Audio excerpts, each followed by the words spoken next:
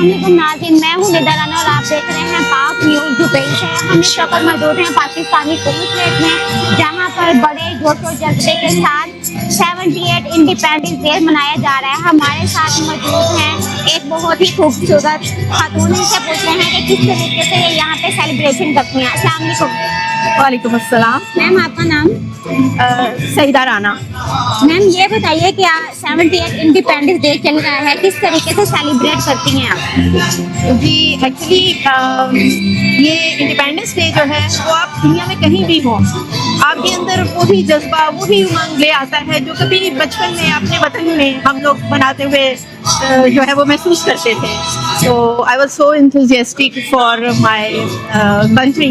तो बचपन से ही मैं हर 14 अगस्त पे किसी ना किसी इवेंट में ज़रूर हिस्सा लेती थी। तो यहाँ आई एम सो ग्लैड कि हमारी कॉन्सुलेट ने एक ऐसा मौका हमें फराहम किया है जहाँ पे कि हम आके अपना उसी जज्बे के साथ मुल्क से बाहर भी अपने मुल्क को याद कर सकते हैं और उसी जज्बे को फील कर सकते हैं।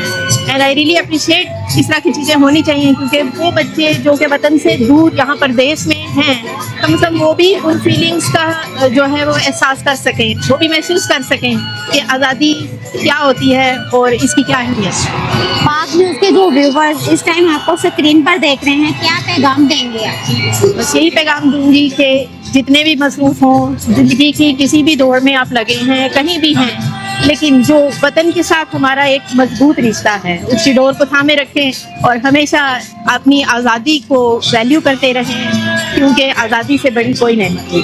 पाकिस्तान जिंदाबाद। थैंक यू, बहुत शुक्रिया। आप देख रहे हैं पाक न्यूज़, पाकिस्तान की आवाज़।